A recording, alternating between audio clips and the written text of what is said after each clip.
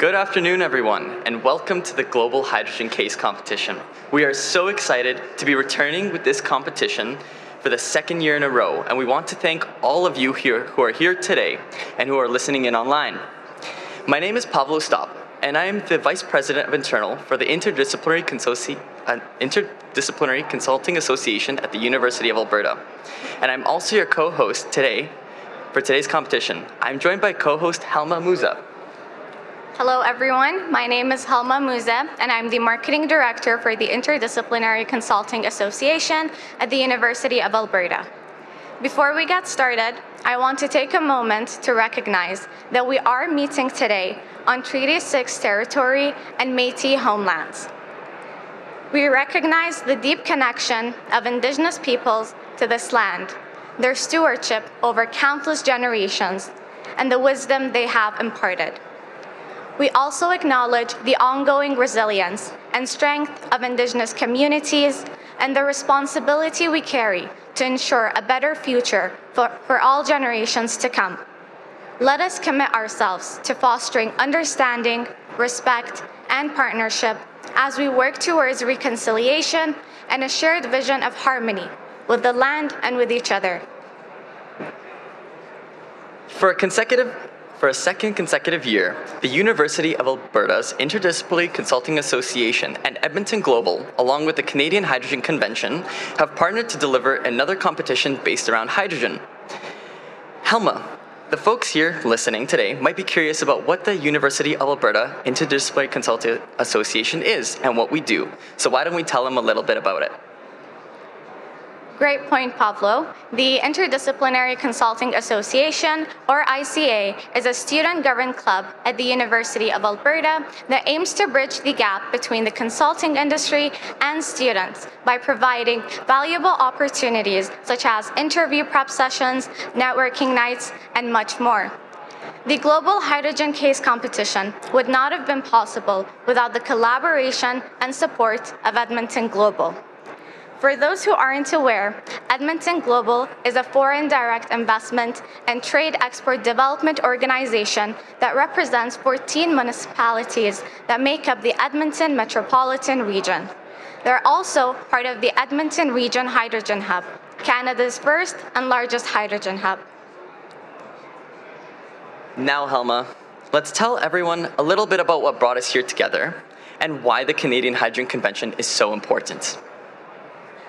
Currently, in the global energy climate, Canada is playing a critical role in the development of the global hydrogen economy, being an innovator in production processes and pioneering new fuel cell technology. To demonstrate Canada's leadership in hydrogen, the Canadian Hydrogen Convention launched its inaugural event in April of 2022 in Edmonton, Alberta. We are honored to have the convention host our competition and look forward to its continued growth, recognition as a highly anticipated event, and are excited to see how it will influence the Canadian hydrogen economy.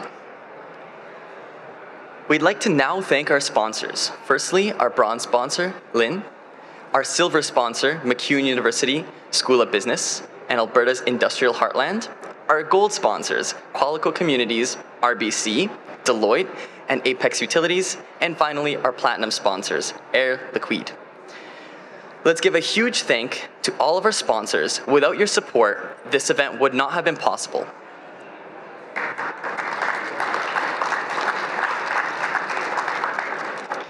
Earlier this year, the teams participating in the preliminary round were given the following challenge.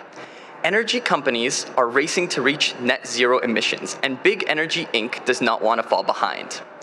Currently, they specialize in the oil and gas industry, and as of late, the company's performance has been dwindling, primarily due to a combination of decreased global oil prices, increased regulatory pressures for cleaner energy, and shifting markets' demand towards renewable energy sources. Luckily, they have a strong cash position in their balance sheet and are willing to pay for a large project to shift their operations within Canada and Greater North America. Company management has identified hydrogen as the future of energy, and they want to transform their operations to position themselves as leaders in the field. However, Transitioning from their current oil-based operations toward hydrogen presents significant economic challenges and requires strategic navigation of the policy landscape. Federal and provincial governments in Canada are offering significant tax reductions and cost subsidies if Big Energy Inc. can implement a solution that is economically viable, aligned with policy, socially responsible, and attracts investors to the region. Teams were tasked with identifying a strategic market entry point and formulating a business plan for Big Energy Inc. to reach net zero emissions. Furthermore, the teams were asked to consider economic viability, market analysis, evaluate alternatives, access supply chain integration, address sustainability concerns, and the management of potential risks. In the preliminary round, we received submissions from students in post-secondary institutions across the globe from students eager to pitch their ideas. Today, we will be hearing from our 5 finalist teams. Following the finalist presentations, the judges will have time to deliberate, and the winning team of the $10,000 grand prize will be announced tonight at the awards gala. Next, I will introduce our judges. Please give a warm wave when your name is called. I ask that you please wait for applause for all the judges to be named first. Firstly, we have Brad Armstrong from Qualico Communities. Secondly, we have David McLean from Alberta's Industrial Heartland Association. Thirdly, we have Taufik Seydani from Air Liquide Canada. Fourthly, we have Ahmad Khalid from Apex Utilities. Fifthly, we have Arvind Ramakrishnan from Deloitte. And lastly, we have Angie from RBC.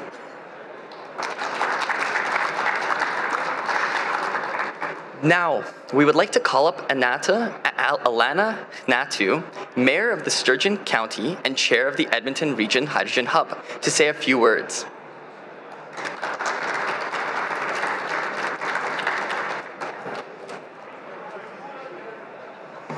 Thank you and welcome. I dropped in last year at the CASE competition and was just blown away by the energy and the brilliance of the youth in the room. And I was delighted and I'm grateful to be asked to bring opening remarks this year for an international competition.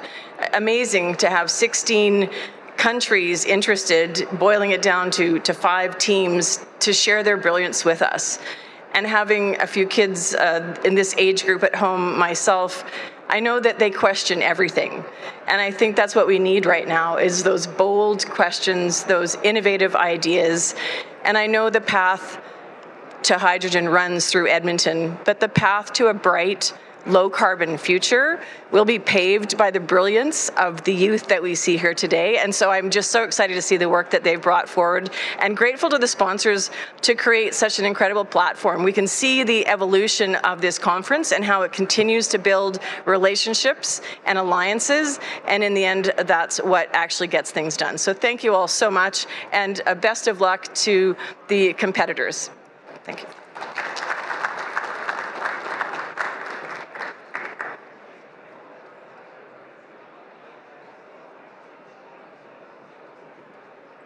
Now, we would like to introduce our first team.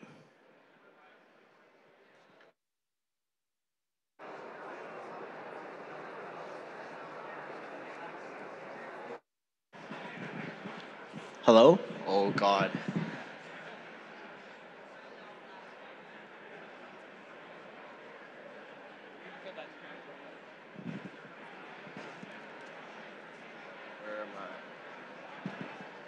Sustainability isn't just about environmental stewardship. It's about sustainable growth, sustainable energy, and sustainable cooperation. Join us as we revolutionize energy in Alberta, presented by Gen Consulting. Thank you, Ayush. I'd like to start us off with an executive summary. Our key challenges is that how will Big Energy navigate the transition from oil-based operations into hydrogen energy, and how will they satisfy all the key stakeholders and investors? The key issues that we have identified is that there is an operational feasibility, there is economic viability, and policy alignment. The strategy that we will employ to solve these issues is reutilizing existing infrastructure for sustainability. The impact that will be seen is that we will become a leader in the hydrogen industry, promote economic growth, and environmental sustainability. So, what are big energy's strengths? We have a strong cash position in the balance sheet. There's an established infrastructure, as well as a good market presence. Opportunities. We see that the global demand for hydrogen is higher than ever before. The potential for CCUS and blue hydrogen production is extremely important, and we will utilize government grants and funds in order to fund this project. Aspirations is that we want to become a leader in the hydrogen space. We want to achieve net zero emissions. And the results that we will see is that we will contribute to an economic development of the entire hydrogen sector in Canada. So, the key takeaway is that we must leverage our strengths to create a strategic solution that focuses on sustainability, ensuring long-term growth opportunities. So, from our stakeholder analysis, we see that there are 4 major stakeholders: government agencies, investors, industry partners, and local communities. We see that the key takeaway from this is that we must satisfy multiple high-influence stakeholders and mitigate concerns while pursuing our strategic objectives. So, we've identified 3 key solutions: developing new CCUS facilities, using green hydrogen technologies, or reusing existing infrastructure for sustainability. We see that developing new CCUS facilities has a good environmental benefit, but it is not very economically viable. Green hydrogen is an amazing product in theory. However, it is too expensive, and it is not possible in Alberta. And for alternative 3, reusing existing infrastructure for sustainability yields us the best results. So, I'll pass it on to Archit. With a staggering 237 million tons of carbon dioxide produced annually in Alberta, it is absolutely essential for us to find an efficient emission reduction way.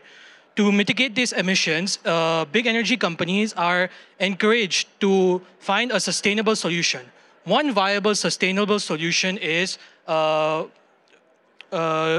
hydrogen. So what is blue hydrogen? Blue hydrogen is produced through steam methane reforming or autothermal reforming, which converts natural gas into hydrogen. With the help of blue hydrogen, Alberta will be able to reduce dependency on fossil fuels, greenhouse gas emissions, and increase global energy trends. Crucial to this comes CCUS, which is a crucial aspect. What is CCUS? CCUS is carbon capture, utilization, and storage, which is pioneered by Sleipner's project in Norway, which catches about 1 million tons of CO2 annually. In reference to blue hydrogen, the carbon dioxide which is emitted from the blue hydrogen project is then captured, and later it'll be stored deep underground. In reference to that, we have inactive wells. So instead of storing the carbon dioxide deep underground, we'll be storing it in inactive wells. Inactive wells are wells that are not in commission for around 6 to 12 months, but are still under ownership. By doing this, we'll be able to reduce costs drastically. And on top of that, a few portion of these wells are owned by OWA, which is an NGO under Alberta Energy Regulators.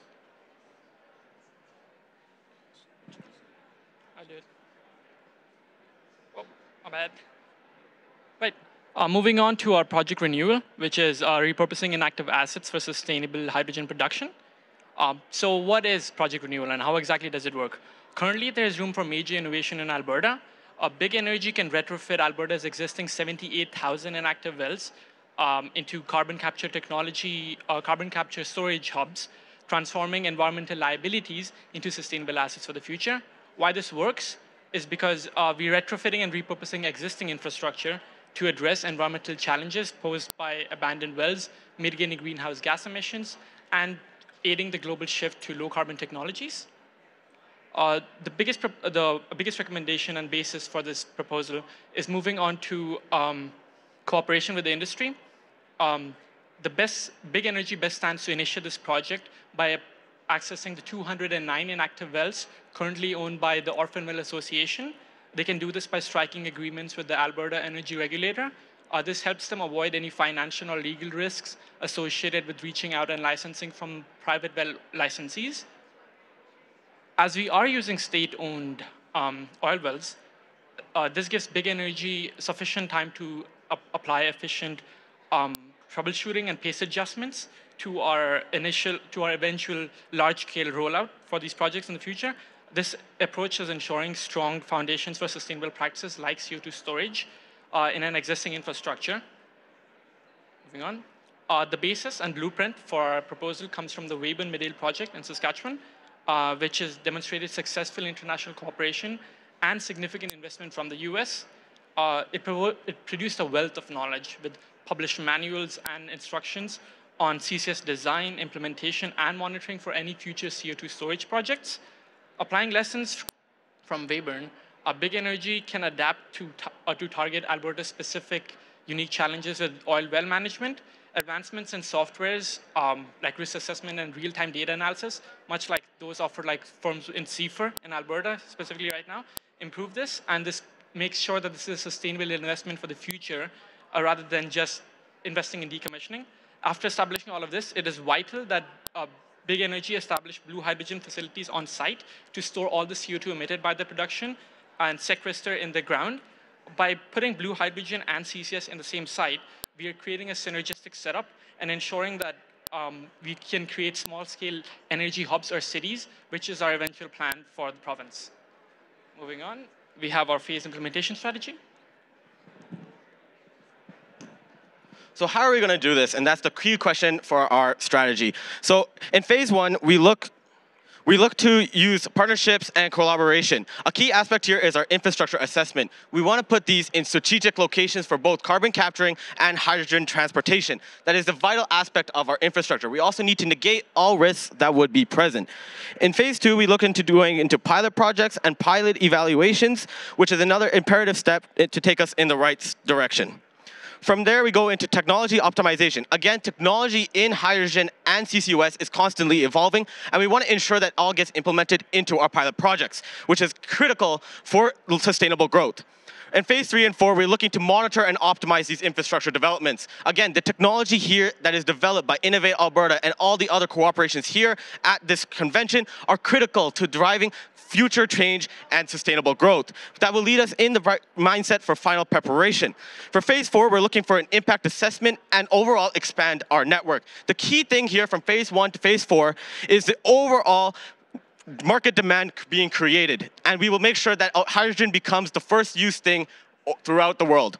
For the financials, this has been collaborated by multiple different corporations present here. The key cost here is going to be $29 million to retrofit entire wells for CCUS and hydrogen production. It costs $29 million to build an entire city that can do everything for us in terms of energy and emissions reduction. The key considerations here are economies of scale, future innovation, and market challenges, which will all drive us to reach that goal.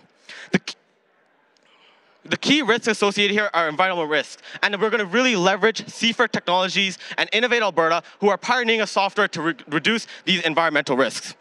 So what does this do for Alberta and Big Energy here? Well, Alberta now stands at the forefront of hydrogen. We have the ability to really make a change. The key aspects here that we need to incorporate are going to be collaboration with the world. And our infrastructure and our recommendation allow this to be implemented in small stages and go global. And the key aspect here, we can really retrofit this and put this into US, as this will allow for us to redo the world. So join us and let us revolutionize Alberta together. Thank you.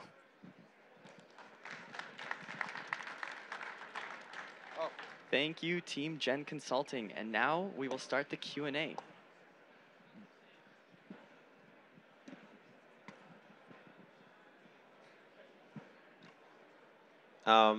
Thank you, Gen Consulting. Great presentation. Just had a couple of, well, one question in particular. You talk about the 78,000 inactive wells being a place where we can store the CCUS, right? Mm-hmm. So what are your plans? How would you transport the CCUS there? And did you factor in the costs into your presentation? Okay, so Yeah. So the transportation is already being done. We are currently already using CCUS transportation methods, and that is not factored in the cost because that is a fixed cost to transport. The key aspect is we're going to do the infrastructure assessment to minimize that cost as possible. We're not going to put a CCUS capture in the North Alberta where it takes truckloads there. We're going to be putting it in strategic locations that are close by to cities that would actually require that hydrogen production from those sites on a later date. Okay, but would it be through like pipelines or would it be through trucking? Trucking. Trucking is going to be the current one, and when innovative technologies come for for carbon and hydrogen, we would like to go into a pipeline-based. Great. Thank you. Thanks, team. Good presentation. Just one question. You had, I believe it was environmental risk being the highest risk. From an implementation perspective, what do you think is your biggest challenge? So from an implementation standpoint, we're going to use Webner's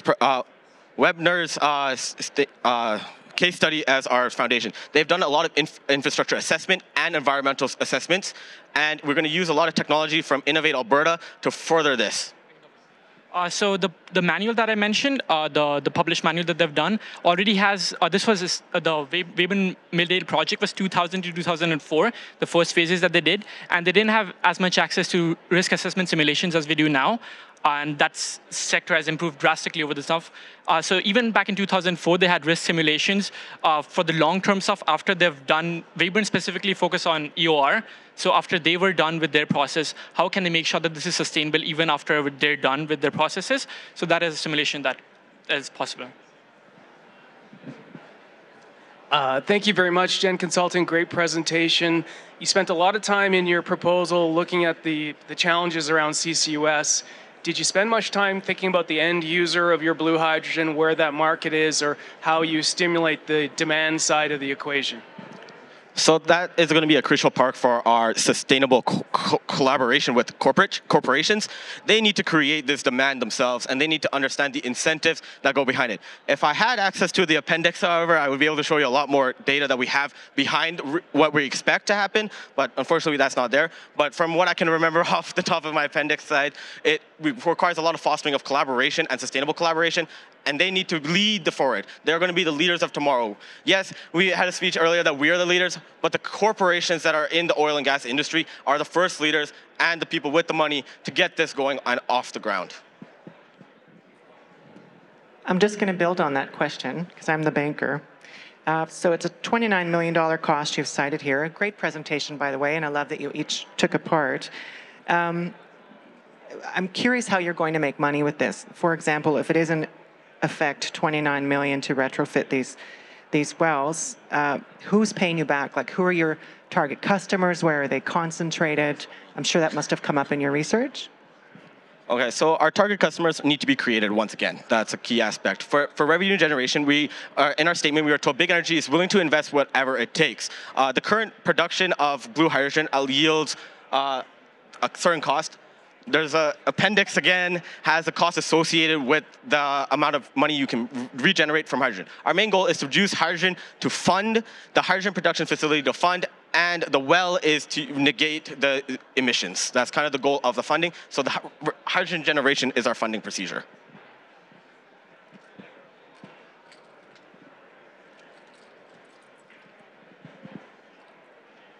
We have 30 seconds. Okay, so just to actually build on that same thing, had the same thought. So if you have not identified a customer yet, and if you look at your recommendations and what you're putting forward, then how will the organization manage the risk? Like, are you saying you would go put something and take a bit of a market risk and hoping that some customers would turn around and pay you back for these big investments that you're prepared to make? And how does it align with your strategic priorities of the organization? So a key aspect here is that the world is going to be developing hydrogen, and to furthermore on that, again, appendix really will be helpful here, but we're really going to be utilizing the section of cost being developed later, and the production is going to be our key aspect, and we assume that the people will come for the hydrogen production. Unfortunately, that is all the time we have for the Q&A today. Thank you very much, Gen Consulting. Up next, we have H2 Otatahi.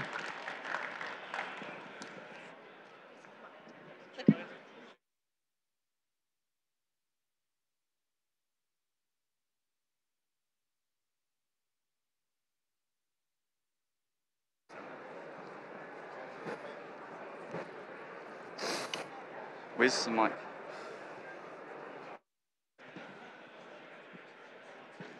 No.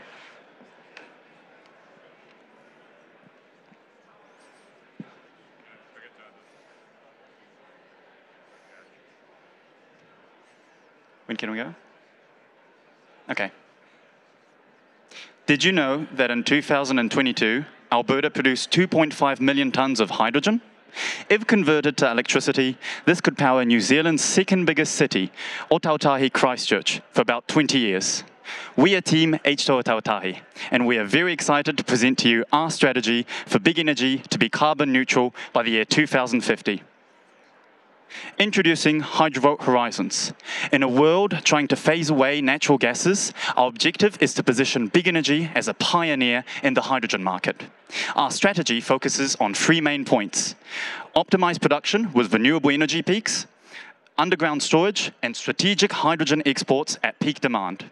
Our goal is to generate $33 billion per year post-2050 by producing 15 million tons of hydrogen annually, paving the way for scaling storage facilities to over 100 million tons post-2050, helping big energy to seamlessly transition from natural gases to clean hydrogen.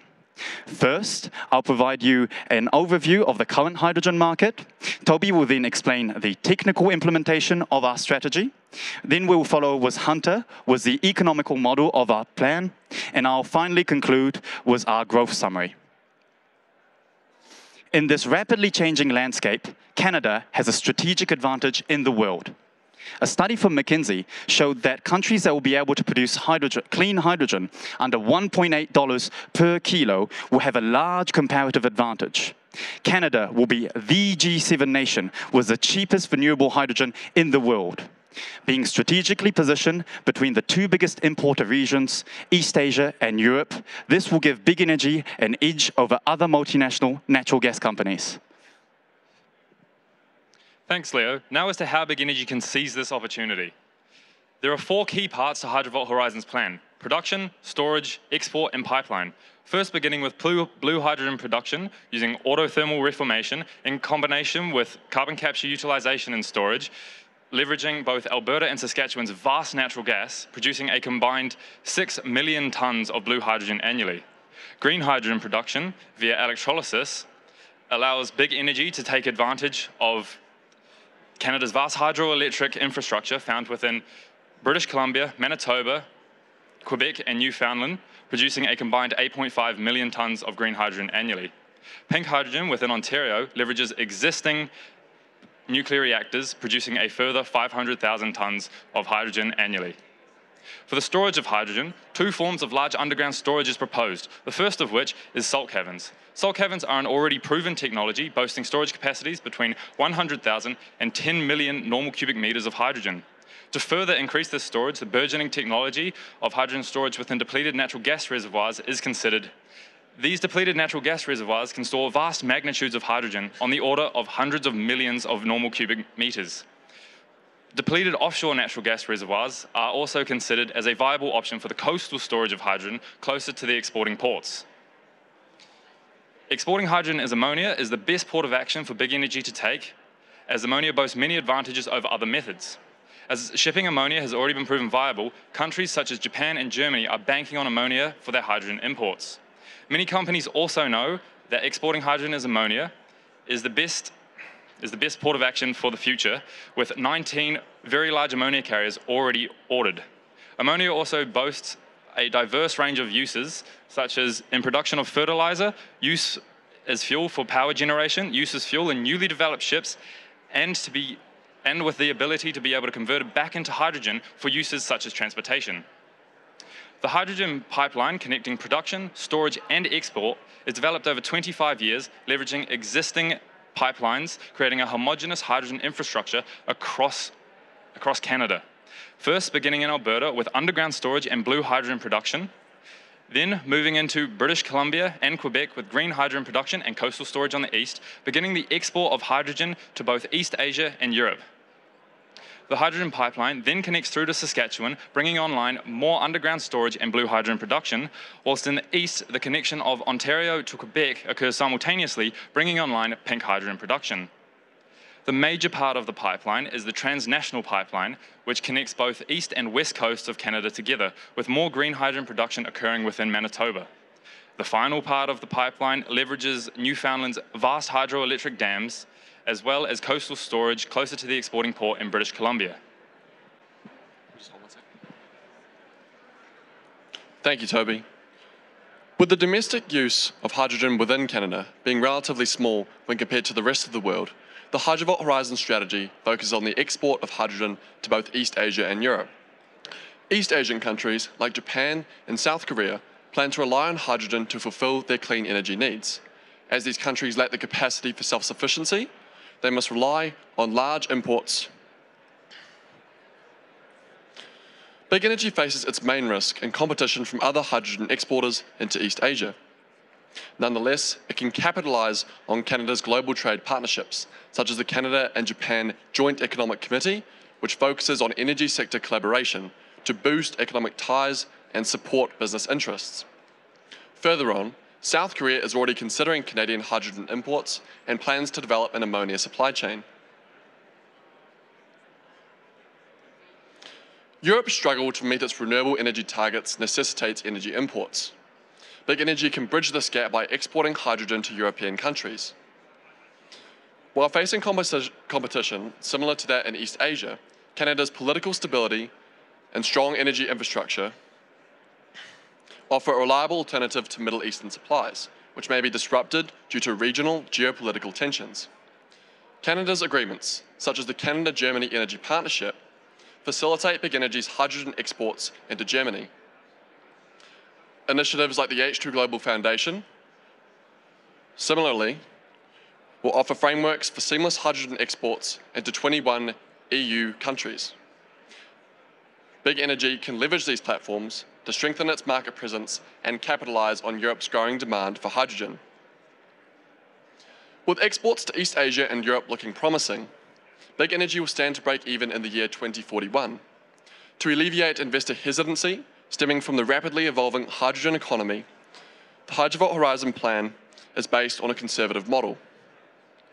Drawing from a pool of combined $60 billion over the next 25 years, Hydrovolt Horizon will be economically viable into the future, with a profit of $10 billion annually by in 2050. Now, let's address our last risk, environmental concerns.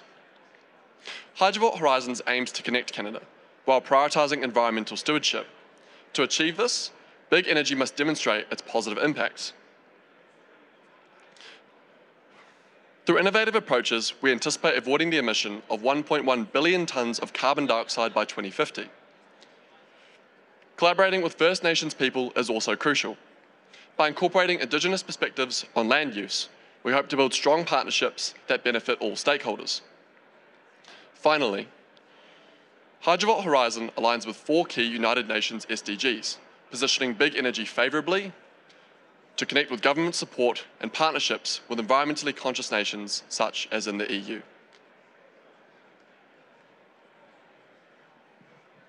Thank you, Hunter. In summary, with strong governmental backing and strategic partnership sourcing, leveraging existing infrastructure in Alberta as our base, Hydrovolt Horizons will pioneer a robust storage system based on salt caverns and depleted natural gas reservoirs.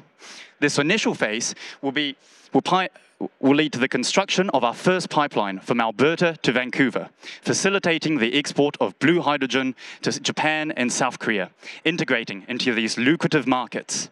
Simultaneously, our pipeline from Ontario to Quebec will enable the export of green hydrogen to the EU, whilst electrolysis facilities in British Columbia will support the export of green hydrogen to East Asia.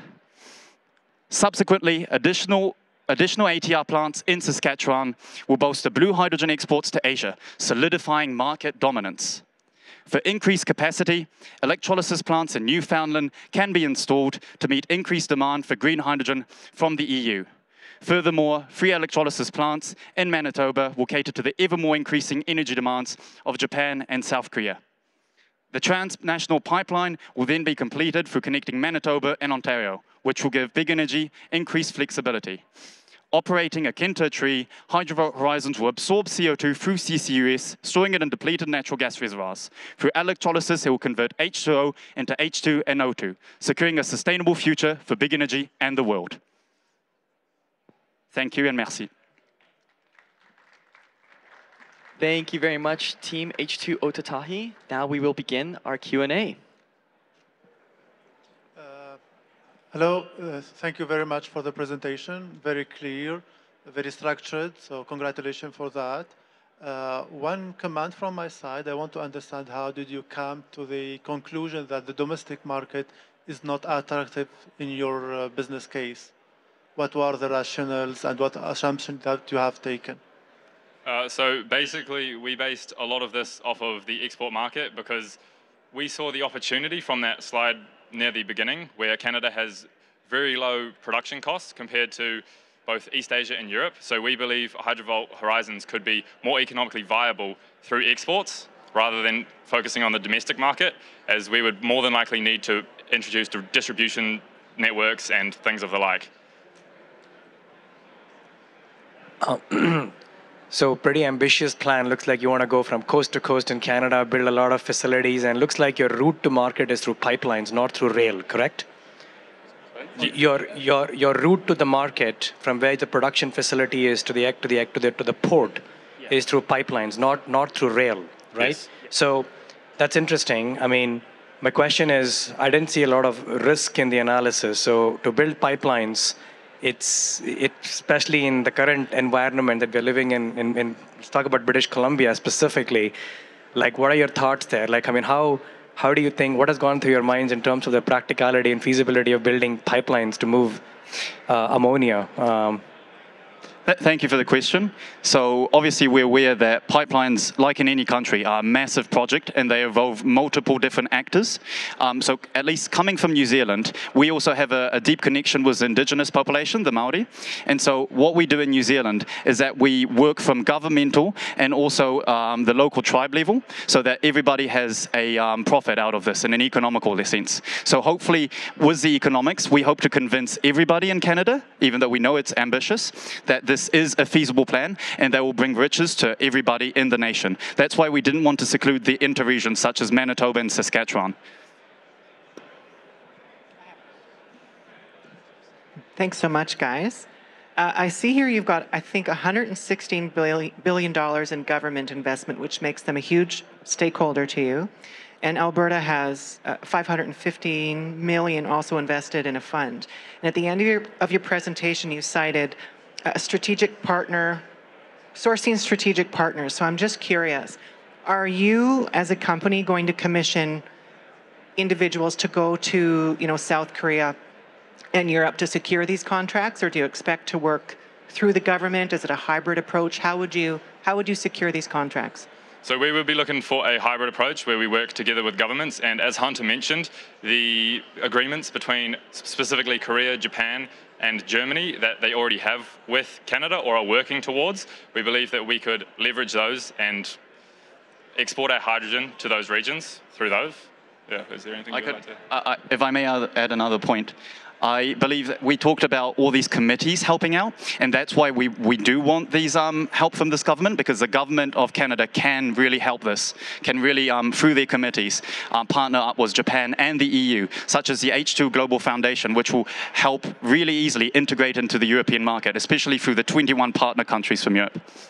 So I just want to quickly mention, I think you may have said 160 billion, but I did mumble a bit during the presentation. I did mean to say 60 billion in government, yes. We have time for one more quick question. So I was wondering, a great presentation, thank you very much. Did you model out the total cost of the national pipeline network, and what percentage of that pipeline network would have to be covered off through incentives or subsidies? So for the pipeline in and of itself, we would be looking for roughly, it was very small, it was actually roughly 10% to help with subsidies and reduce taxation to be able to fully implement it across Canada. And then we would also look specifically within each province to see how they could help us with securing a pipeline through, as it'll bring many, many jobs to specific regions, especially while the pipeline is being first constructed, and obviously upkeep and maintenance of the various connections along the way. Unfortunately, that is all the time we have for the Q&A. Thank you very much, Team H2 Otatahi. And up next, we have Team Innovate Infinity.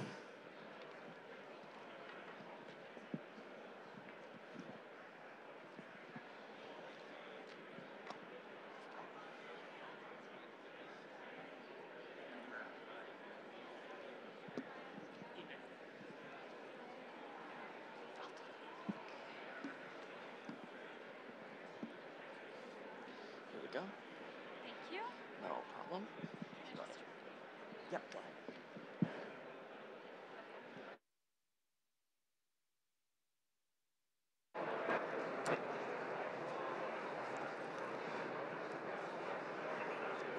Do you want to start with the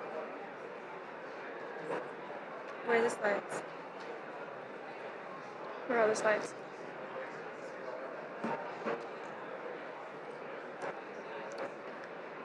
This slide. Click it.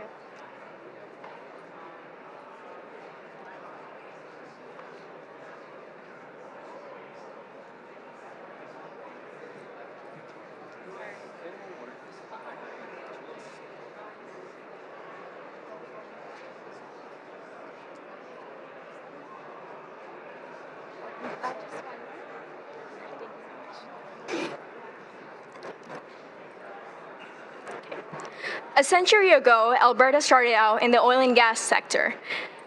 This picture. This is ours. A century ago, Alberta started out in the oil and gas sector. This picture is from my hotel room, and I think we should take a second to establish the fact that how fast Alberta has soared as the #1 hydrogen provider in all of Canada. Big Energy is not only committed to adaptability, but sustaining a growth for future generations to come.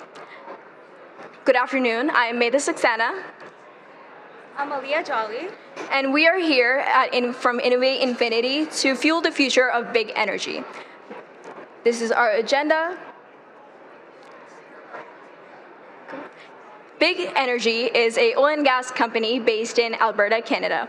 They are struggling due to dwindling oil prices, a shift towards renewable energy, and strict regulations.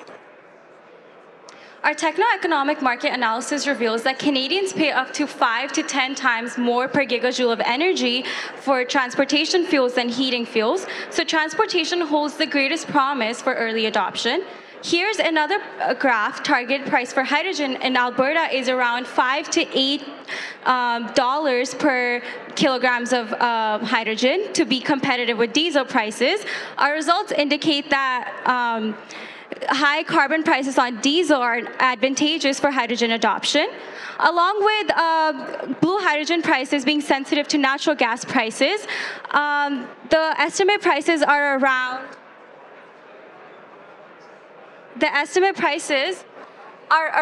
1.7 dollars per kilogram of hydrogen, when natural gas prices are $4 per gigajoule of natural gas.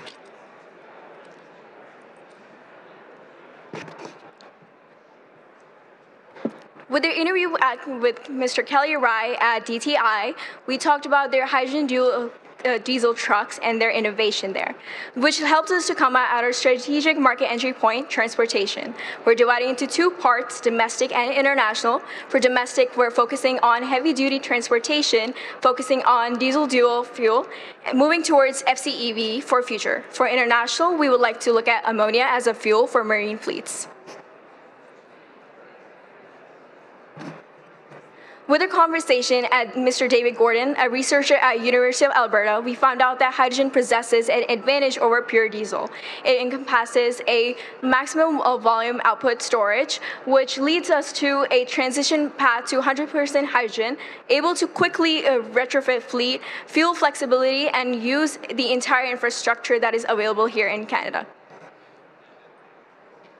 Why ammonia as a maritime fuel for international markets? First of all, In the future, it will meet half of the energy demands by 2070. Using the propane value chain in BC, we can use it as a model for ammonia's value chain in Canada.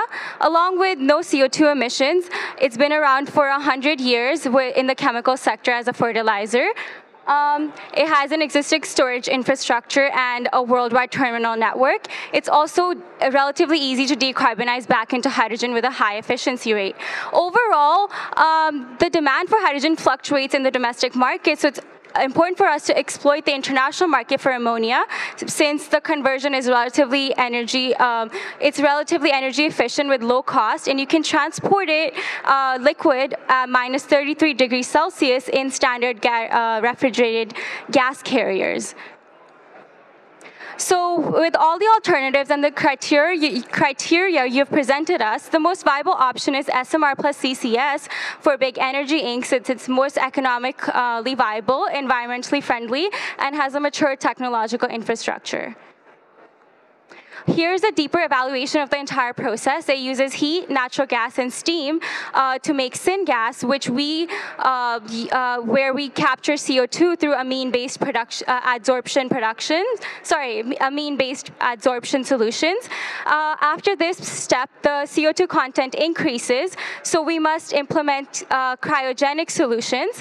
Moreover, we have the water gas reactors that go on to produce hydrogen, which we compress. They produce CO2, which we capture underground, and the heat goes back into the entire process.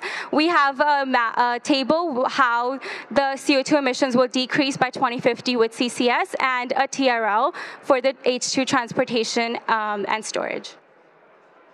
Here's the overall implementation, taking everything into consideration. First, we look at the technical, which is starting off with the production, retrofitting SMRs to take in more oxygen and less air and carbon capture, along with the transformation of CO2 to compress it underground through and amine-based adsorption solutions. Compressing hydrogen goes on to being transported, it goes on to be bulk transported short distances through pipelines, and the distribution involves pipelines to fueling stations for short-term distances. And the end use is, again, transportation, heavy-duty vehicles for Class 6, 7, 8. And for the international market, we're looking at Japan, Korea, and EU for fuel ammonia. Along with the future considerations, we should invest in ATR since it's more efficient, along with FCEVs since it's also more more efficient in terms of emissions, along with following up with impact assessments to make this transition smooth, such as technical and financial assessments, along with targeting economies of scale through policy design. We must implement certain policies to mitigate risk with investing and certain market barriers so we can attract more capital. We had a conversation with Air Products yesterday to talk about their plan to produce 5,000 vehicles focusing on hydrogen and diesel fuel. And we, taking that into consideration and 5,000 vehicle challenge, we will use it as an incentive for our company at Big Energy. And also to increase demand, we must bring public awareness and more engagement. Of course, there are risks involved with the whole process, such as risks with CCS. We have a risk with long-term storage liability, which we can mitigate through a legal framework where the storage operator holds short-term liability. Along with the storage network risks, we can mitigate that through a disaggregated transportation and business model where several business energy sectors collectively store their CO2 under a collective common hub.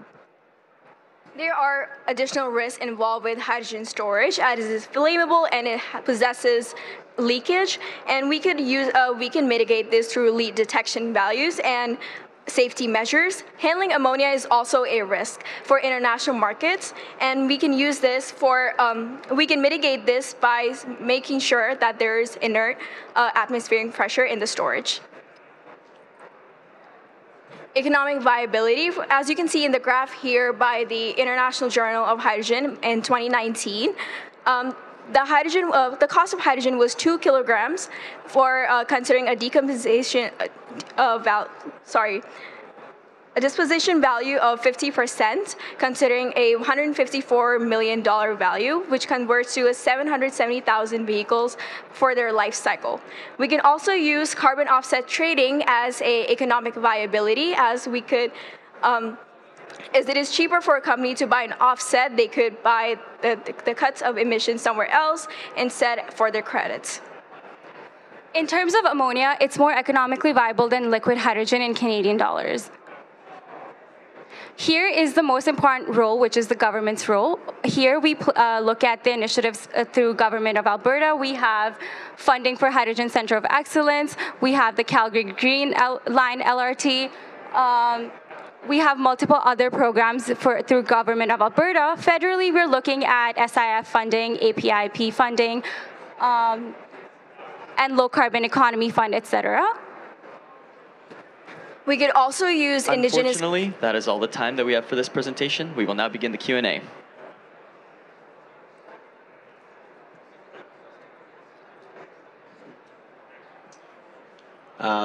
Thank you very much. Great presentation. Wonderful graphics. You mentioned a couple things about risk. That caught my attention. One was on mitigating that risk of long-term storage liability and about passing that on to the storage operator. I don't know, is that a viable situation? Do you know of anybody that would take on that risk? Or if they did, wouldn't they, if there is a lot of risk in there, wouldn't that increase the cost of storage? Or did you take that into consideration? So we looked at the Australian government's legal framework, and I think Alberta also is in the plans of implementing the same framework. So basically, it starts with short-term liability for the storage operator. You inject it, and eventually, long-term, you have no storage liability. So you take the biggest risk initially, and then the government takes in, and they're like, okay, we'll deal with the cost of long-term storage liability. Does that make more sense? Sure. Thanks for explaining that. So that's in the Australian context, right? Yeah. So, but do you know if we have that that legislation or regulation in place here in Alberta yet? I think there is something like that. I'm not sure of the exact legal legislation, but I think Alberta is in the works of implementing one. And then just one other one really quickly about the carbon offset trading. So that caught my attention as well. Are you familiar, what were your examples for where that's in place right now? So we have seen examples being done in Europe, in the EU, and Alberta Roadmap also explains carbon offset trading to be used in their future years, considering their 2030 target. Okay, thank you. Just a couple of quick questions. Good presentation, well done. Did you look at what will it take to be profitable? So you talked about building pipelines, storage, ammonia storage. At what point, you talked about market entry, using the 5,000 vehicle challenge as a catalyst. What will it take for you to get to be profitable in the market? First of all, increasing demand is the biggest way of increasing profit. Moreover, competitive hydrogen prices in terms of diesel for the transportation sector is how we can become more profitable, and using gaseous hydrogen for the short term. And because we will want to look into liquid hydrogen in the future, since it has more density. So for now, this is what we're working with.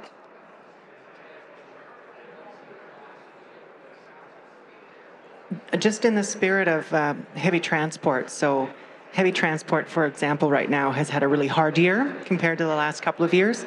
So I'm just thinking about zooming out 30,000 feet in the transport industry in and of itself. Did you do any forecasting on where you see that industry going? It's one thing for them to switch out their fuel because it produces efficiencies, but where do you see that industry going overall? Do you think it's cyclical? Do you think there'll be more demand? Do you think there'll be less in one part of the world than another? We can do So in terms of the future, we're looking at FCEVs. Right now, we're looking at hydrogen diesel fuel engines as the bridge. I think in the future, it will have more opportunities if we can bring more public awareness and public engagement, along with fueling stations being implemented in Edmonton and using the existing retrofitted pipeline networks. So that's what I think.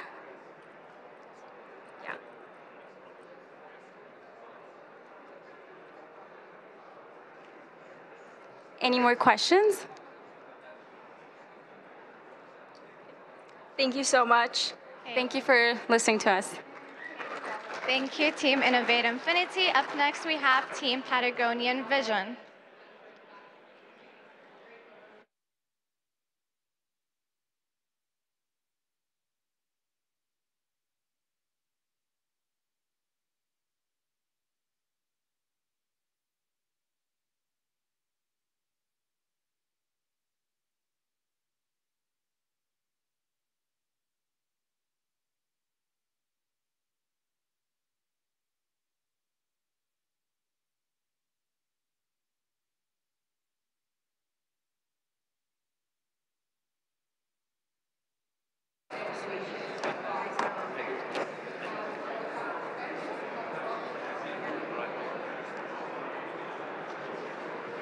Okay, the timer starts now. Hello everyone, we are Patagonian Vision from Chile, and this is our hydrogen strategy for the long-range and heavy-duty transportation market in Alberta. Well, Big Energy, a company specialized in the oil and gas service industry, is not performing as expected due to decreasing global oil prices, regulatory pressures, and growing demand for low-carbon energy sources. So in this context, the company is going to shift their operations towards the promising hydrogen market in Greater North America. As an entry point, we identify the transportation sector in Alberta as a promising market. So in terms of challenges and opportunities, transportation accounts for 12% of Alberta greenhouse gas emissions, and Western Canada expects a considerable growth in demand of hydrogen for transportation in the future, expecting that 10% of diesel vehicles switch to hydrogen by 2030. And if the province wants to reach net zero emissions in Alberta, that will be at 90%. So for these reasons, we believe that Big Energy can become a major player by entering the production and distribution market of hydrogen for refueling applications. So for an early entrance into the market, we recommend starting with the implementation of a pilot project, which basically consists in the construction of 2 hydrogen refueling stations in the cities of Edmonton and Calgary to cover the routes between these 2 cities using bus fleets and a round-trip trip between the city of Calgary and Banff. By doing this, we can achieve an early entrance into the market by developing distribution capabilities within the region and also establishing internet relationships with producers of hydrogen and refueling stations. And we will also be solving the chicken and egg problem by activating the hydrogen value chain and incentivizing the use of hydrogen in the region. Next, to address the technical feasibility of the project, we actually developed a performance model to compare the performance of 3 technologies: diesel buses, battery electric, and fuel cell buses. And from the results of our model, we can see that the best solution to replace diesel buses in the long term are fuel cell buses, as they can perform the trip without the need for refueling. And of course, they can achieve similar refueling times as diesel vehicles, which is not the case for battery electric, which takes around 3 hours to recharge. Next, our midterm strategy, we recommend developing a production capacity, cooperating with Air Liquide to develop an autothermal reforming with carbon capture and storage plant to start basically selling clean hydrogen to the transportation market. In this scenario, we are estimating growing demand for intercity buses, medium and heavy-duty trucks, and of course, expanding distribution capabilities for hydrogen refueling. If there is enough demand, we can also start exporting hydrogen to surrounding provinces like Saskatchewan and British Columbia. Next, in the long term, we recommend increasing plant capacity to exploit economies of scale and reach lower production costs and start competing with diesel. In this scenario, we should expect growing demand in the northern US, so we can start exporting hydrogen via pipelines, and we should expect demand from the mining haul trucks located in the oil sands in Fort McMurray. Finally, to address the economic feasibility in the long term, we are comparing the cost of doing the trip between Edmonton and Calgary between two solutions, the diesel bus option and the hydrogen fuel cell bus. So considering the cost of production of hydrogen, distribution, and the refilling station, we see that with the cost of around 8 Canadian dollars per kilogram dispense, you can reach similar cost for the trip.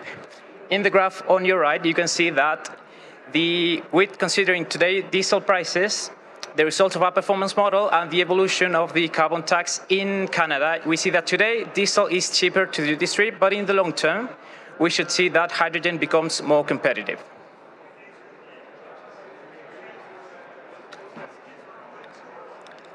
Analyzing the carbon emissions of each of the technologies, we will compare the use of a diesel vehicle in brown colors, a battery vehicle in case they achieve the necessary autonomy in gray ones, and hydrogen in blue ones. So using the electricity grid displacement factor of 2021, we can see that batteries will reduce only 9% of these emissions, while hydrogen will reduce 64% of these emissions.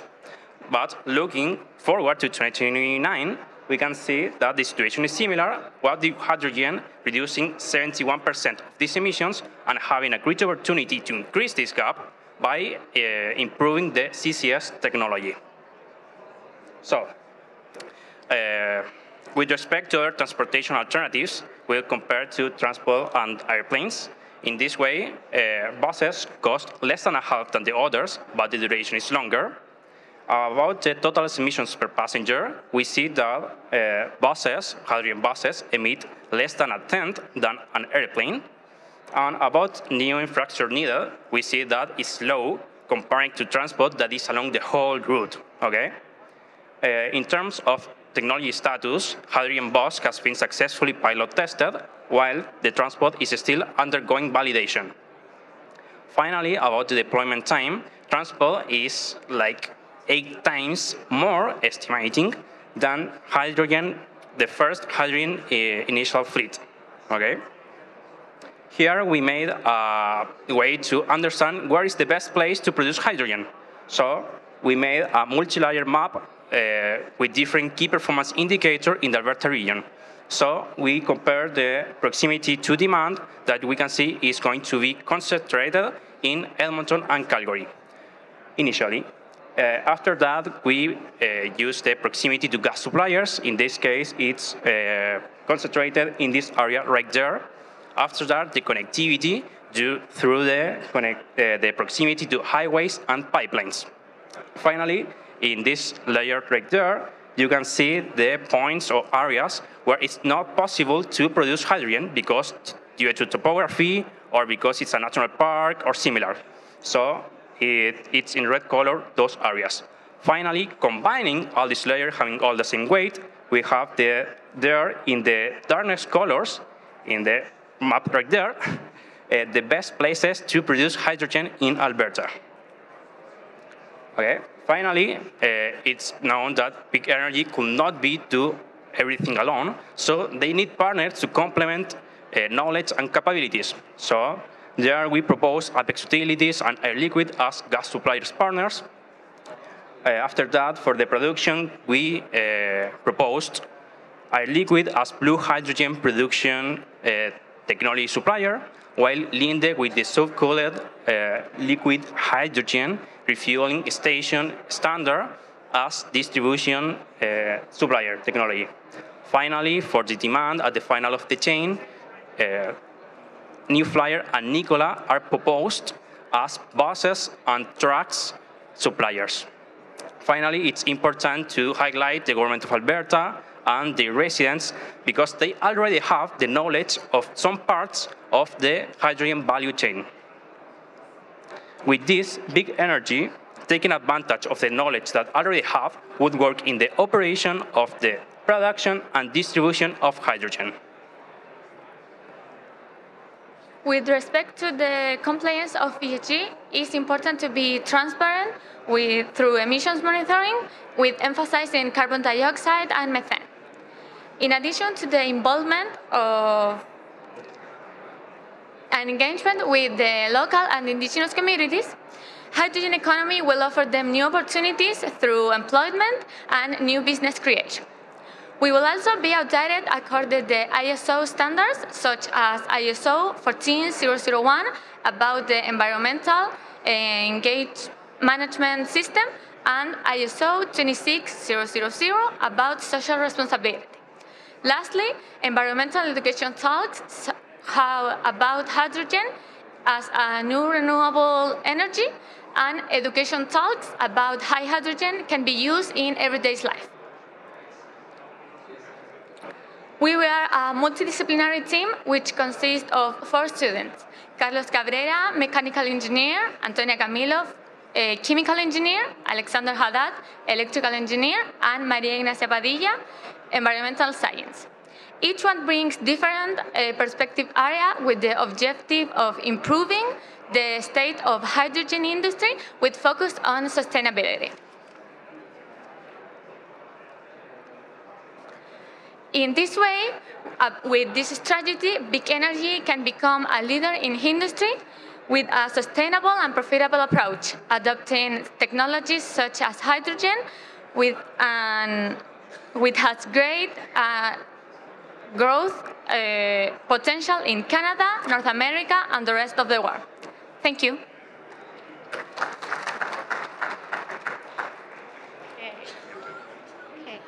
The Q&A begins now.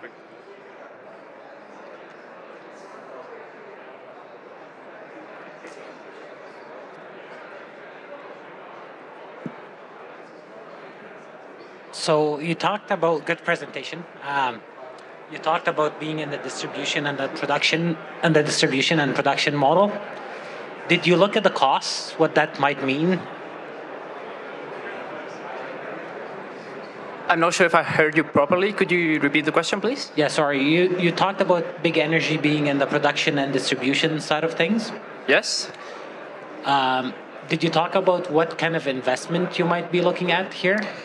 Yes, for the production, we should be investing in the hydrogen production facility, which is basically an autothermal reforming plant with carbon capture and storage. And you would also need to invest heavily in vehicles, basically tube trailers in the short term to basically transport the hydrogen for the refueling stations that are likely going to appear in Alberta. So you have to build the production plant, the terminal to basically charge these tube trailers, and then use the trailers to transport hydrogen to these refueling stations.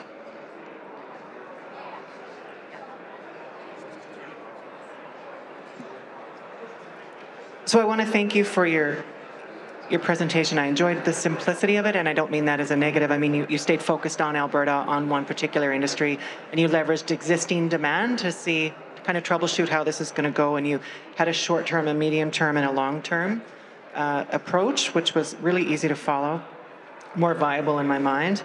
In the one of the last slides, if not the last slide, you had a value chain there, and I'm just curious, if one of those stakeholders backed out, for example, Air Liquide didn't want to be part of this value chain with you, did you consider what you would do instead if one of these partners, like Air Liquide, backed out? What else would you do? What would be your approach? Okay, well, we propose Air Liquide because they have all the technology for the ATR plant with CCS technology. They have all, but there is some others companies that have maybe one part of this technology, and we combine these other stakeholders to have the same technology. Well, not maybe the same, but similar. So yeah, we propose Air Liquide, but there is other companies that can do together nice work. So yes. Okay, thanks. Really enjoyed your presentation. I echo that. It was nice and simple. It was easy to follow. At the beginning, I really appreciated the fact that you started off recommending a pilot project, starting out with 2 H2 refueling stations to test it out. So I had a couple of questions there. First of all, what would success look like for you to recommend the next step? So, and then say by 2050, how many refueling stations would you be building? And do you know the cost of each refueling station? Well, it depends in how the demand growth. So there is a lot of some things that we don't know now, but it's not. There is not a number of how many hydrogen refueling stations in 20 years more or 30 years more, but we now are working in like buses and trucks, so there is more easier to follow the demand. Yeah, for example, for cars, maybe it's more difficult because it's more like in other parts, but well, we don't have a number of how many hydrogen filling stations were in other places. Right. And did you have any idea what the cost of each refueling station would be, or did you factor that into your analysis at all? Okay, well, we don't have the number specific of the capex of this hydrogen filling station, but we analyze the numbers of the cost of refueling, and we propose some of the most maybe cheaper to refuel. So the subcollect hydrogen refueling station are a standard of Linde that it's cheaper than the others now for refueling. Thank you. Is it time for one more, or are we done? Okay. Unfortunately, that is all the time we have for the Q&A. Thank you, Team Patagonian Vision. Up next, we have Team Quest Consulting.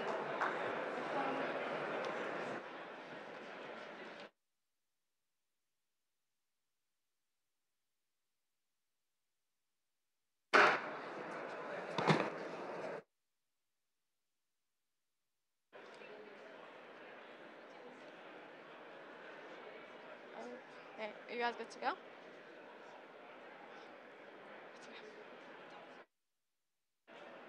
You guys want from mine? There's. Okay, no worries. Okay, the timer begins now.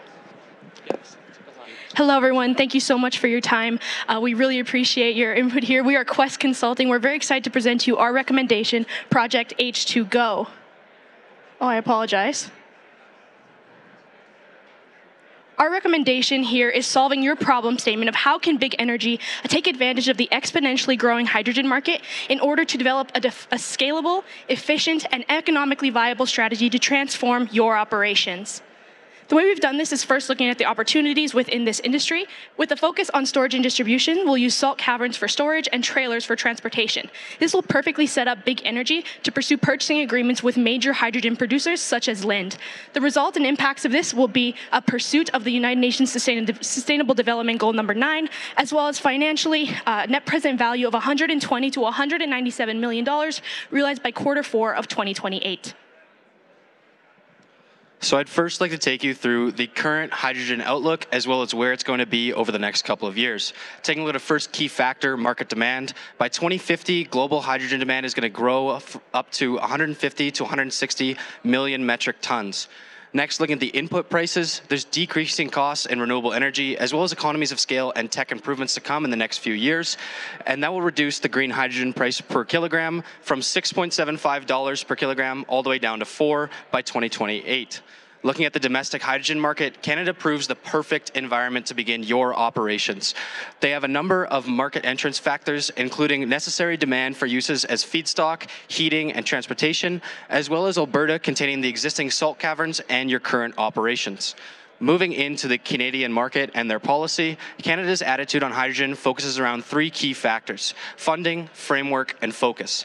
As for the funding aspect, there's two funding initiatives we'd like to highlight: the Hydrogen Innovation Accelerator Fund of Alberta, as well as the Clean Fuel Fund, that directly relate to the resolution we're proposing to your company today. Looking at the framework, over the last 3 years, Natural Resources Canada has developed strategies with numerous key stakeholders relevant to the hydrogen discussion. That is including Indigenous groups, hydrogen experts, and relevant chemical scientists. Finally, with the focus, Canada wants to maintain their competitive advantage in hydrogen, as well as accelerating the fuel cell technologies to reach net zero by 2050. Now, finally, looking at the supply chain alternatives. First, distribution and storage, our recommendation for you today. that has similar to existing business practices in terms of retrofitting current operations, as well as little technical innovation required to enter the market. Looking at consumption application, it's a hard transition from your existing business practices, as well as the fact that it requires extensive technical innovation to begin producing.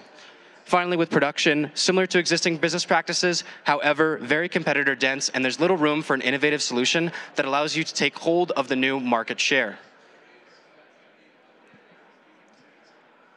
So now that we've identified that midstream solution would be the best place to integrate into the supply chain, we've identified salt caverns as the best place for long-term storage. Alberta is home to a numerous amount of salt caverns, specifically the Prairie Formation salt deposit, and even closer, the Lotsburg salt formation. This has been used historically to store hydrogen since the 1950s and is able to store 2 million kilograms of compressed gas safely. In terms of cost, it's going to have an initial high cost of $20 million. However, moving forward, it's going to have low operation and maintenance costs, which is going to be perfect for our implementation. In terms of the research, the University of Alberta is currently deeply researching this event, and even though it's widely available currently, it's going to continue to drive down the cost, and it's going to become even more efficient. Moving on to the distribution alternatives, we've identified three major forms of transport. Firstly being hydrogen trailers, pipelines, and rail. The most important part of this is the policy. And so looking at the policy, the hydrogen trailers have a much lower barrier to entry with a lot of these policies, whereas pipeline has been shown historically to take long to be approved, and even once it's approved, had various troubles throughout the provinces in Canada. Moving on to rail, again, it has extremely high policy requirements. In fact, compressed gas cannot be transported via rail due to the reactive nature of hydrogen. Looking at the upfront cost, again, pipelines are extremely expensive and hazardous. It would take years for the invested capital to realize its value. And finally, moving on to the operational costs, this is where trailers do suffer a little bit, but there's sustainability impacts that make it worth it. And so that's why we will be going with trailers. So what about the hydrogen? How will we be storing the hydrogen once it's on the truck? We've observed the 3 states, gas, liquid, and solid, and we are so excited about solid-state hydrogen. We believe this is the future of transporting hydrogen, and this is why. If you look at the efficiency, it has much higher efficiency when you look at the volumetric density of the substance, and this will be true for all solids moving forward. If you look at the efficiency of the cost, you'll also see it reflects here. It's going to have the lowest versus cryogenic storage and compressed gas.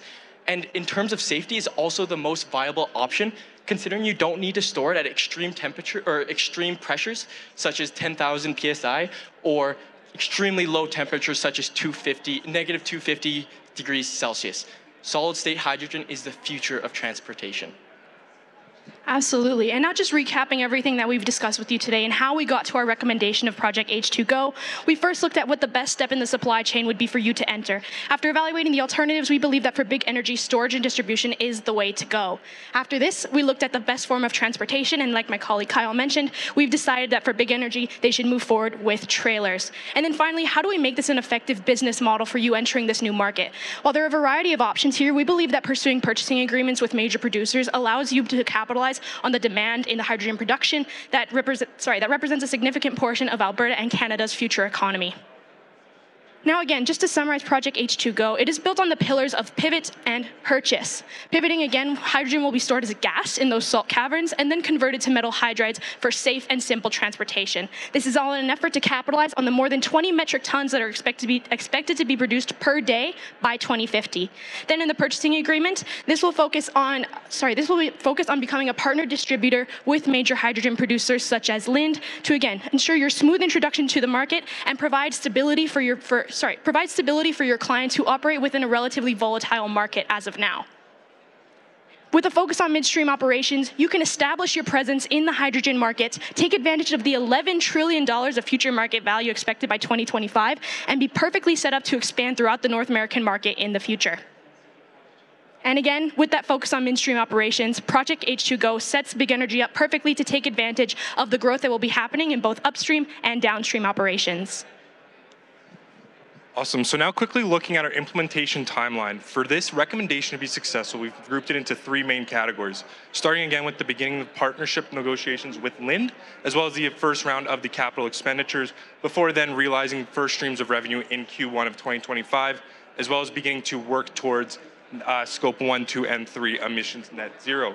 Again, there you'll have additional capital expenditures as the business starts to scale up, which will then solidify you as the midstream leader in hydrogen here in Alberta. So now looking at some of just our financial assumptions that we have outlined here, the key one I want to point out is just the discount rate of 7.9%, blended average based on peers, as well as that all financial figures will be in Canadians with millions denoting M and billions B. So now looking ultimately just at our last assumption slide here, we have priced hydrogen and Forex just to, again, solidify the model itself. So now looking ultimately at what our recommendation means to Big Energy is first an NPV of $158.6 million, a total value add of approximately $3.1 billion, and a total cost of $2.85. This translates to an ROI of 7.52% and a CAGR of 1.5.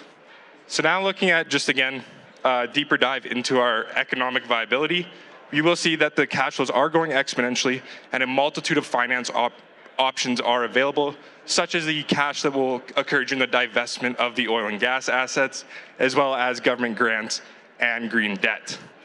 So now, ultimately, what H2Go represents to Big Energy is an economically viable, environmentally sustainable, and socially conscious opportunity. So now, looking at some of our risks and mitigations, we've identified 4 key risks, but with the mitigations that we do have identified, we believe these risks are minimized. So then now looking at just ultimately the path to net zero here. The path to net zero starts first with the scope 1 elimination. So those will be done through renewable power purchase agreements and the eventual transition of the trucks to hydrogen powered trucks. Secondly, with scope 2 and 3, that's working with upstream and downstream producers, as well as then offsetting the remaining emissions through carbon credits. So finally, the main focus of this plan is the scope 1 emissions elimination before moving on to scope 2 and 3. I'll now invite Yali to summarize our presentation. Thank you very much. Again, we just want to reiterate, we believe for Big Energy, the best option is storage and distribution, and you will perfectly solidify yourself in the hydrogen market. Thank you for your time. Thank you. The Q&A begins now. Thank you very much for the presentation. One of the coolest things about your proposal is of course, hydrogen in solid state. Did you model out how much that costs? So I assume that your partner theoretically would be Linde. They're providing green hydrogen to your operation. You would then convert it into the solid state. Have you modeled out how much that would cost and whether that would impact the economics of the project? Yeah, so if we jump to our first appendix here, to Appendix A here. So we have modeled this all out. So we do have additional supporting models for Linde's production, as well as air liquid and as well as, air products and chemicals as well. And we do believe just right now that Linde does present the best opportunity. And then as well, just the flow through of the costs there, as well as then we have additional supporting capital expenditures and depreciation models for you. I will go next because it links to the solid state of hydrogen. If you are going to transport it as a solid, do you still need to store it as a gas? Why from production to solid directly? Why you are going this under extra cost to store it as a gas?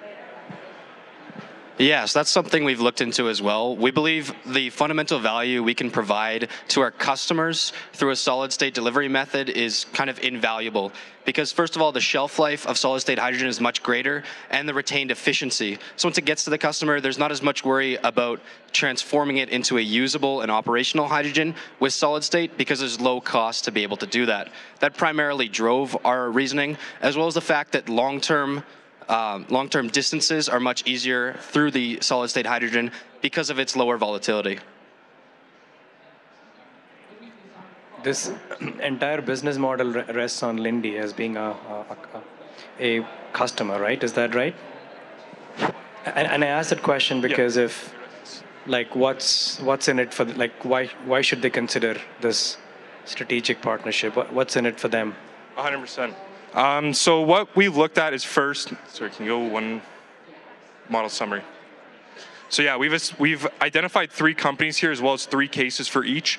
Again, right now, it does not rest completely on Lind, but again, right now, what we wanted to recommend to you was a clear and concise business plan.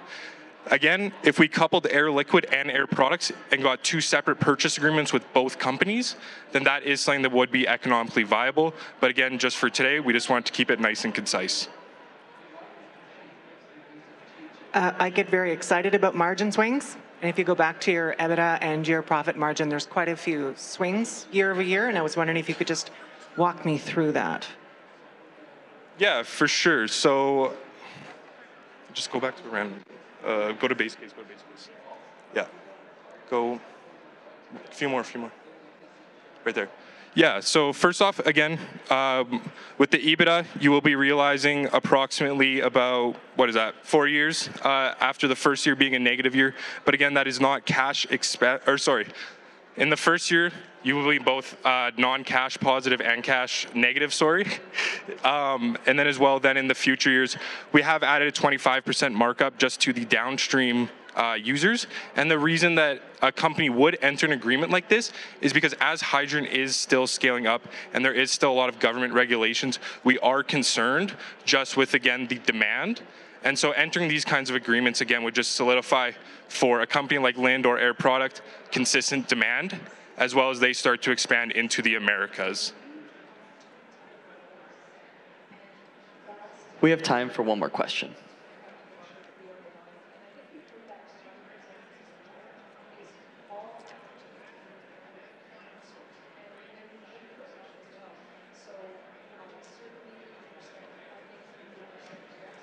Thank you so much, Team Quest Consulting. And in closing, I would like to call up our platinum sponsor, Taufik from Air Liquide, for a couple moments. Hi, everyone. Thank you for giving me this opportunity. Very pleased to be with you today. Air Liquide Canada also is very keen to develop the future leader in the hydrogen space. We know all that the net zero target is a global mission. Everyone has to contribute, and today Edmonton Global is giving the opportunity to the future leader to showcase, to present their ideas, and to contribute on their way in the solving the issues that the hydrogen industry is facing today.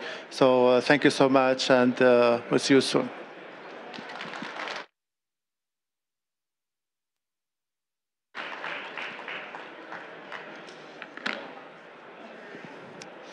Once again, thank you so much, everyone here and online.